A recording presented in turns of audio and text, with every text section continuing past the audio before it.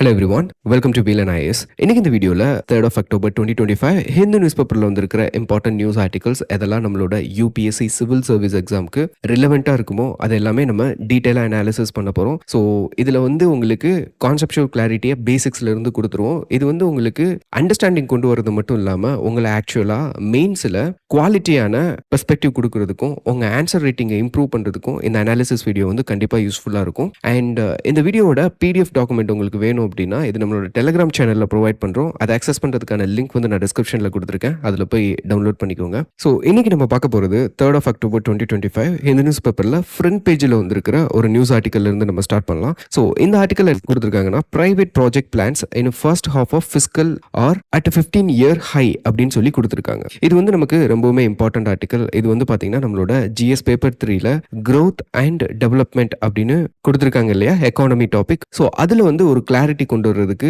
இந்த ஆர்டிகல் ஆக்சுவலா யூஸா இருக்கும். ஸோ இந்த ஆர்டிகல்ல என்ன டேட்டா கொடுத்துருக்காங்க, என்ன பெர்ஸ்பெக்டிவ் கொடுத்துருக்காங்க அப்படின்றத நம்ம பார்க்க போறதுக்கு முன்னாடி உங்களுக்கு சில பேசிக்ஸ் அண்டர்ஸ்டாண்டிங் ஆயிருக்கணும், எக்கனாமிக் கான்செப்ட்ஸ். ஸோ நம்ம கண்ட்ரியில growth அப்படின்னு பார்த்தீங்கன்னா growth it's all about the quantitative term. Okay, so more money we have to generate more money. Development அப்படின்றது பார்த்தீங்கன்னா it's all about health, education and all. So human development focus பண்ணி நம்ம கொண்டு போவோம். இப்போ growth இல்லைன்னு வச்சுக்கோங்களேன், you cannot achieve the development. So that is the reality. But growth மட்டும் நம்ம ஃபோக்கஸ் பண்ணோம்னா டெவலப்மெண்ட் குவாலிட்டியா இருக்காது. So we need to strike a balance. But என்னதான் இருந்தாலுமே இப்போ நம்மளோட growth இருக்கு இல்லையா கண்ட்ரியில், அதாவது மோர் ஜிடிபி, மோர் இன்கம், இதெல்லாம் நம்ம கொண்டு வரணும் அப்படின்னா நம்ம கண்ட்ரியில் பார்த்தீங்கன்னா கேபிட்டல் ஃபார்மேஷன் நடக்கணும். ஸோ ஒரு கேபிட்டல் ஃபார்மேஷன் எப்படி நடக்கும்? ஸோ அதுக்கு நம்ம கண்ட்ரியில் இன்வெஸ்ட்மெண்ட்ஸ் அதிகமாக வரணும். ஸோ இந்த இன்வெஸ்ட்மெண்ட் இருக்கு இல்லையா, இந்த இன்வெஸ்ட்மெண்ட் நம்ம கண்ட்ரிக்கு எந்தெந்த வழியிலலாம் வருது அப்படின்னு பார்த்தீங்கன்னா, ஸோ மெயினாக private investment and public invest. So public investment அப்படின்றது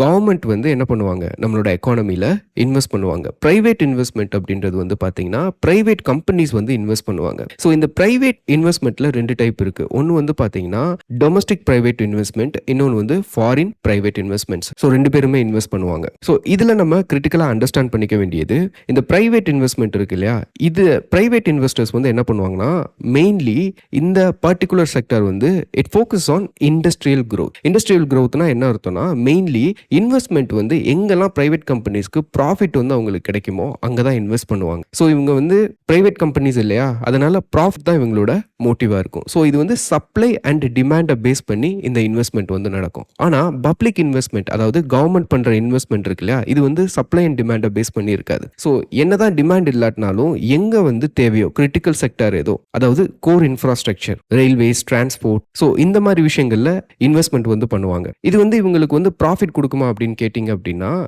ப்ராஃபிட் லாங் டேர்மா இருக்கும். அவங்க பணத்தை போட்டோன்னா அவங்களுக்கு இன்வெஸ்ட்மெண்ட் ரிட்டர்ன் கொடுக்காது. So it take lot of time. But private கம்பெனிஸ்க்கு அவங்களுக்கு இன்வெஸ்ட்மெண்ட்ஸ் இமீடியட்டா வேணும். ஸோ அதனால சப்ளை அண்ட் டிமாண்டை பேஸ் பண்ணி தான் இன்வெஸ்ட்மெண்ட் பண்ணுவாங்க. ஸோ இப்போ இது ரெண்டுக்கு உள்ள லிங்க் என்ன அப்படின்னு பார்த்தீங்கன்னா, இதுல ஒரு கனெக்ஷன் இருக்கு. அதாவது இந்த private sector investment it creates more jobs, it brings more technologies into our country and மார்க்கெட்ல ஒரு காம்படிஷனை எனபிள் பண்ணும். ஸோ இந்த மாதிரி நம்ம எக்கானமி பிரைவேட் இன்வெஸ்ட்மெண்ட்ஸ் மூலியமா த்ரைவ் ஆகிறப்போ இது கவர்மெண்ட்டுக்கு ஒரு ஆப்பர்ச்சுனிட்டி. என்னன்னா இந்த இன்வெஸ்ட்மெண்ட்ஸ் மூலியமா எக்கானமி ஸ்டிமுலேட் ஆகும். ஸோ அந்த growth நடந்தது அப்படின்னா கவர்மெண்ட் என்ன பண்ணலாம், மோர் டேக்ஸ் கலெக்ட் பண்ணலாம். ஸோ அந்த டேக்ஸ் மணியை யூஸ் பண்ணி அவங்க என்ன பண்ணலாம்னா கோர் இன்ஃப்ராஸ்ட்ரக்சர், அதாவது பப்ளிக் இன்வெஸ்ட்மெண்ட் பண்ணலாம். அப்போ பப்ளிக் இன்வெஸ்ட்மெண்ட் நல்லா இருக்கணும் அப்படின்னா, அதாவது லாங் டேர்முக்கு ப்ராஸ்பெரிட்டியோட சஸ்டெயின் ஆகணும் அப்படின்னா பிரைவேட் செக்டர் இன்வெஸ்ட்மெண்ட்ஸ் என்ன ஆகணும், இன்க்ரீஸ் ஆகியே ஆகணும். ஸோ இதுதான் பார்த்தீங்கன்னா பேக்ரவுண்ட் கான்செப்ட். ஸோ நம்ம கண்ட்ரியில் growth என்ஷூர் பண்ணணும்னா we need capital formation.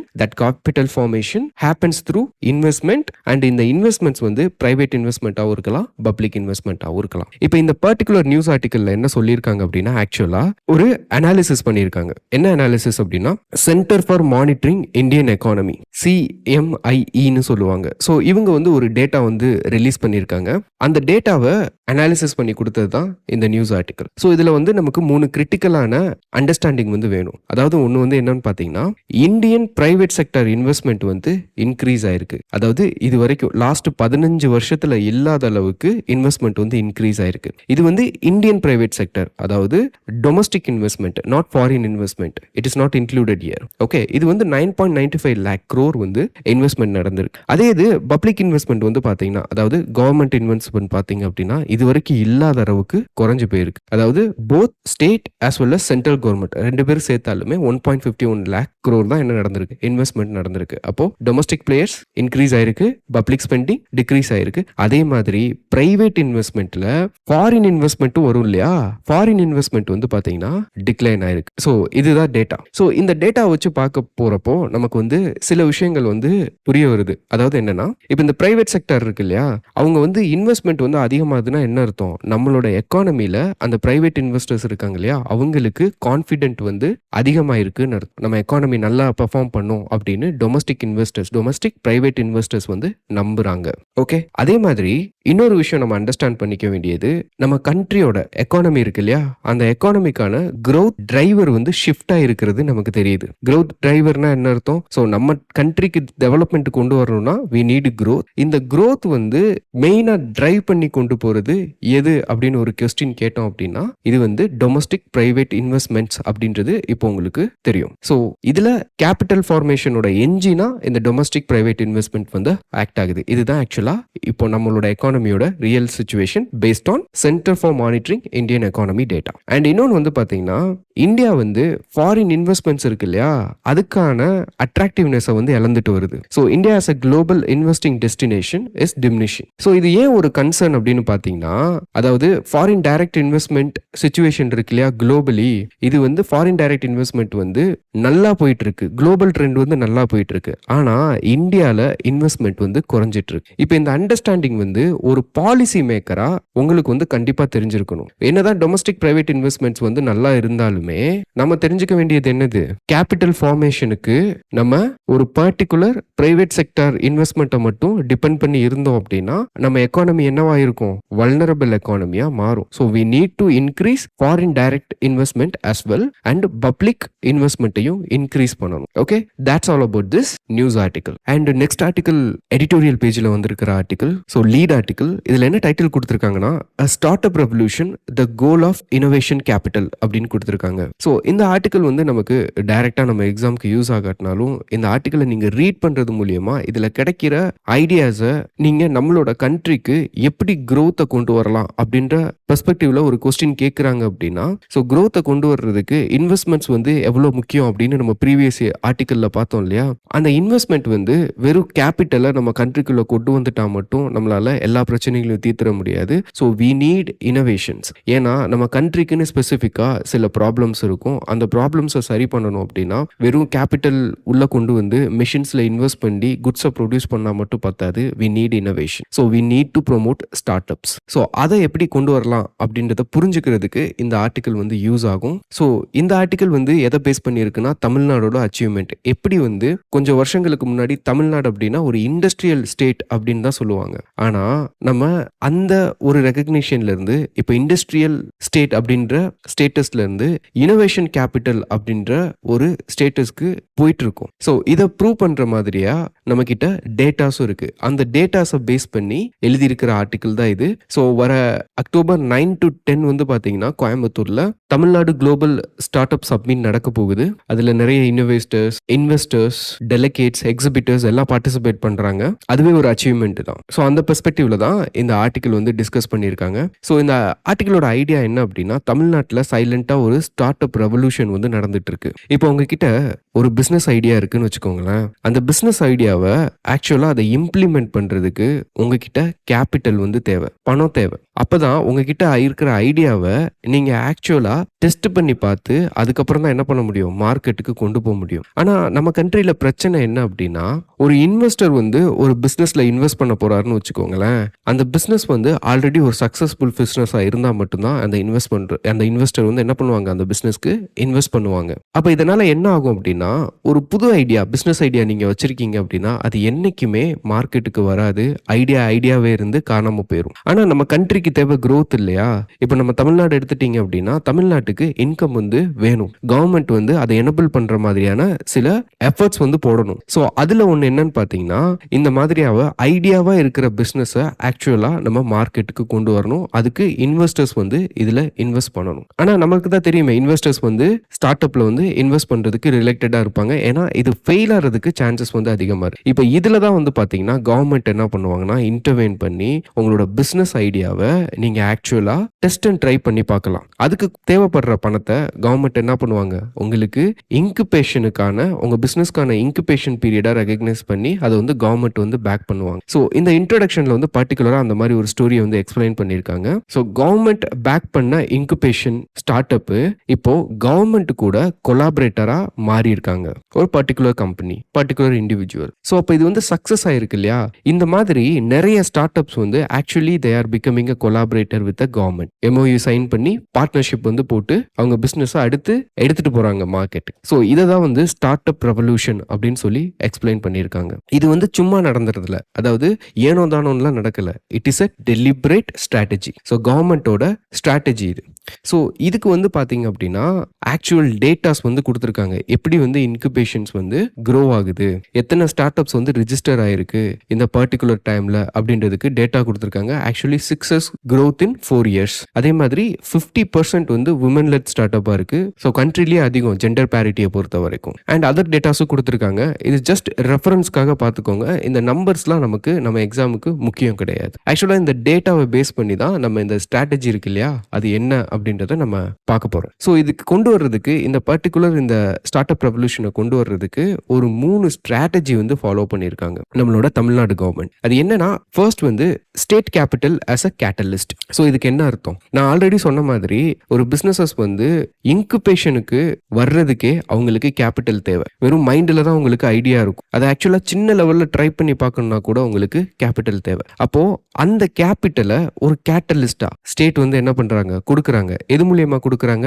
Don seat, தமிழ்நாடோட seat கேபிட்டலா இதை வந்து ப்ரொவைட் பண்றாங்க. ஃபார் எக்ஸாம்பிள், இப்போ ஒரு பர்டிகுலர் கேஸ்ல வந்து பாத்தீங்கன்னா சில கம்பெனிஸ்க்கு கம்யூலேட்டிவா 20 crores வந்து தமிழ்நாடு கவர்மெண்ட் வந்து என்ன பண்ணியிருக்காங்க, இன்குபேஷனா அதாவது சீட் கேபிட்டலா கொடுத்துருக்காங்க. அந்த சீட் கேபிட்டலை வச்சு அந்த இன்குபேஷன் கம்பெனிஸ் வந்து சக்சஸ்ஃபுல்லா அவங்களோட இன்குபேஷன் பீரியடை கம்ப்ளீட் பண்ணி அவங்க மார்க்கெட்டுக்கு இன்வெஸ்ட்மெண்ட்டுக்காக போவாங்க இல்லையா, இன்வெஸ்டர்ஸ் கிட்ட இருந்து இன்வெஸ்ட்மெண்ட் கேட்கறதுக்கு. ஸோ அது வந்து பார்த்தீங்கன்னா சக்ஸஸ்ஃபுல்லாக பண்ணியிருக்காங்க. கவர்மெண்ட் இன்வெஸ்ட் பண்ணது 20 crore தான். ஆனால் அந்த மார்க்கெட்டுக்கு அவங்க போனோம்னா அந்த பிஸ்னஸ்க்கு 28x, அதாவது 20 கோடியிலிருந்து 28x பிரைவேட் இன்வெஸ்ட்மெண்ட்ஸ் வந்து அந்த கம்பெனிக்கு கிடைச்சிருக்கு. ஸோ கவர்மெண்ட் போட்ட 20 கோடி அந்த சீடு ஃபண்ட் இருக்கு இல்லையா, அது 28x மாறி இருக்கு. ஸோ இது வந்து ஒரு ஸ்ட்ராட்டஜி. அண்ட் நெக்ஸ்ட் வந்து பார்த்தீங்கன்னா இன்க்ளூஷன் ஸ்ட்ராட்டஜி. ஸோ யூஸ்வலாக கவர்மெண்ட் கிட்ட ஒரு எக்ஸ்பெக்டேஷன் இருக்கும். அதாவது இப்போ ஒரு ஜெண்டர் பேரிட்டி கொண்டு வராங்கன்னு வச்சுக்கோங்களேன். யூஸ்வலாக என்ன பண்ணுவாங்க அப்படின்னா, இப்போ விமெனுக்கு வந்து சில சலுகைகள் வந்து கொடுப்பாங்க, அவங்கள வந்து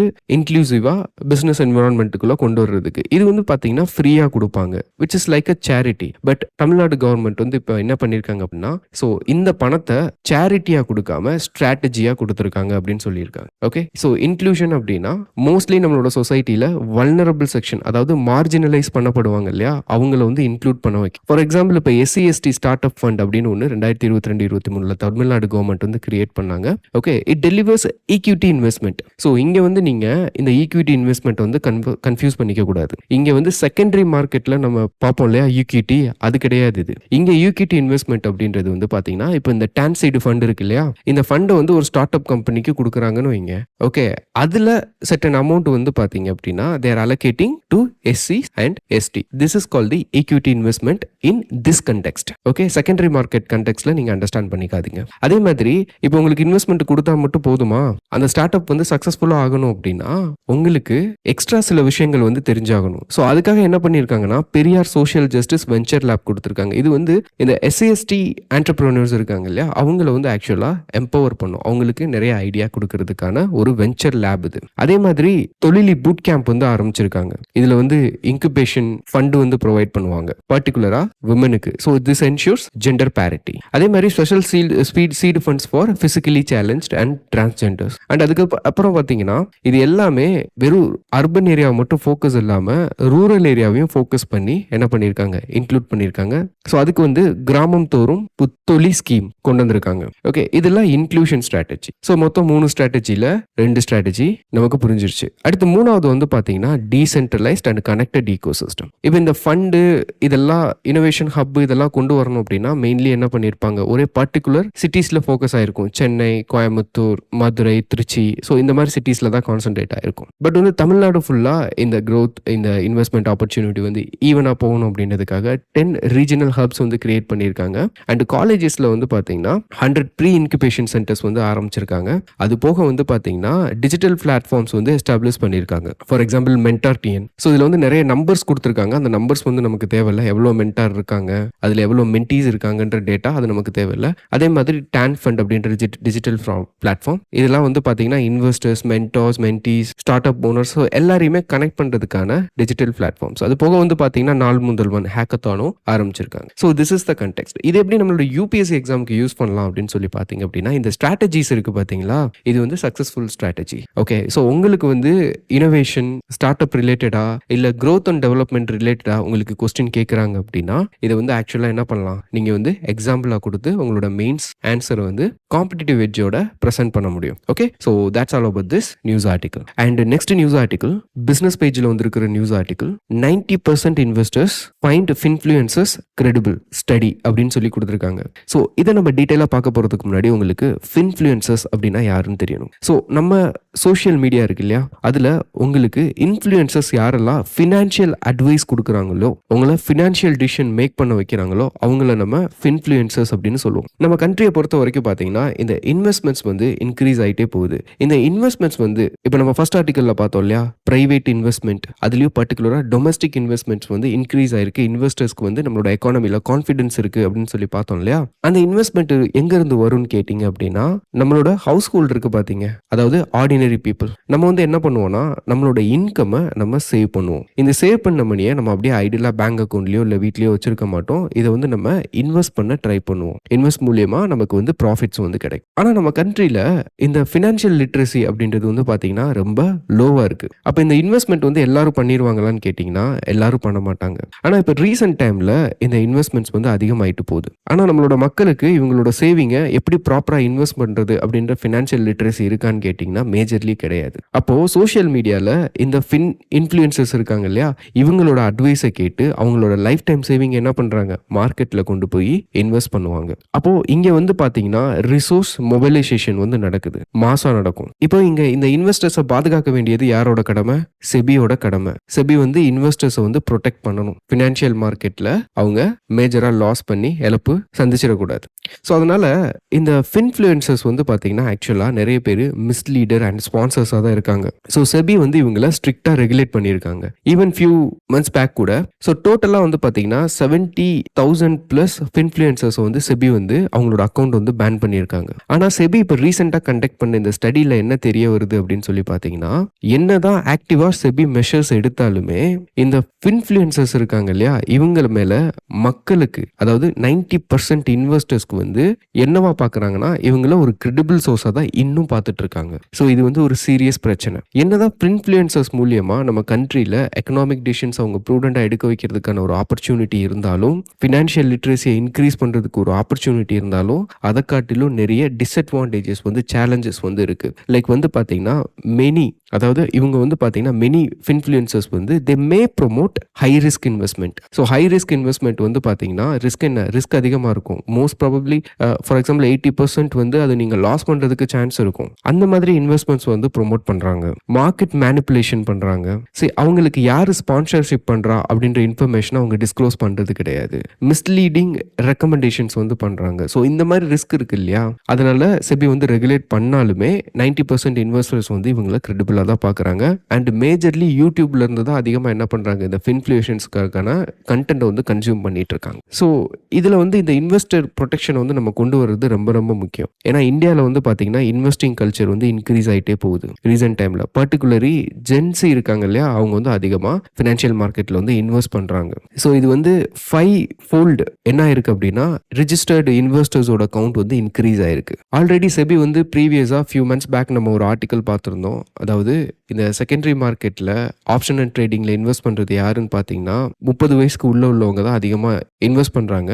அதில் 91% என்ன பண்ணுறாங்க, வெறும் லாஸ் மட்டும்தான் மேக் பண்ணுறாங்க. இவங்க லாஸ் பண்ணுற பணம் யாருக்கு போகும்? இன்ஸ்டிடியூஷனல் இன்வெஸ்டர்ஸ் இருக்காங்க இல்லையா, அவங்க டெலிபரேட்டாக மார்க்கெட் மேனிப்புலேட் பண்ணி இங்கே இருக்கிற ரிசோர்ஸஸை அவங்க பக்கம் ப்ராஃபிட்டாக திருப்பிடுவாங்க. ஏன் இவங்களால 91% ப்ராஃபிட் மேக் பண்ண முடியல? ஏன்னா இவங்க கிட்ட வந்து ஸ்கில்லு கிடையாது. ஒரு corporate company, corporate investor, financial institution இருக்கும் இல்லையா, அவங்க கிட்ட இருக்கிற கம்ப்யூட்டர், மேன் பவர், ஸ்கில்ஸ்க்கு மத்தியில் ஒரு இண்டிவிஜுவல் வந்து ஒரு நார்மல் ஹவுஸ் ஹோல்டு இண்டிவிஜுவலால் கம்பீட் பண்ண முடியாது. அதனால தான் option trading and secondary share மார்க்கெட்லலாம் 91% என்ன பண்ணுறாங்க, லாஸ் மட்டுமே மேக் பண்ணுறாங்க. ஸோ இந்த 30 வயசுக்குள்ள உள்ள இந்த யூத் இருக்காங்க இல்லையா, இவங்க என்ன பண்ணுறாங்கன்னா இன்கம் டேக்ஸ் ஃபோல்டுக்குள்ளேயே வராதவங்க. அப்போ இவங்க இன்வெஸ்ட்மெண்ட் வந்து எங்கேருந்து பண்ணுறாங்க? கடன் வாங்கி தான் பண்ணுறாங்க. டெப்ட் ட்ராப்ல மாட்டிக்குவாங்க. ஸோ இந்த மாதிரியான நம்மளோட டெமோக்ராட்டிக் டிவெண்ட், அதாவது விவிடான ஒரு யூத் பாப்புலேஷன் வந்து கடனில் மாட்டுச்சு அப்படின்னா என்னவாகும்? இது நம்மளோட எக்கானமிக்கு தான் ஆபத்து. அப்போ இன்வெஸ்ட்மெண்ட்டை பொறுத்த வரைக்கும் இதெல்லாம் எதனால் நடக்குது? நிறைய ஃபேக்டர்ஸ்னால நடக்குது. அதில் ஒன் ஆஃப் த ஃபேக்டர் வந்து இன்ஃப்ளூயன்சஸ். ஸோ செபி வந்து இதை ரெகுலேட் பண்ணி ஆகணும். ஸோ இந்த பர்டிகுலர் இதை வந்து மைண்டில் வச்சுக்கோங்க. It may help U shape your answer in mains. Okay, that's it.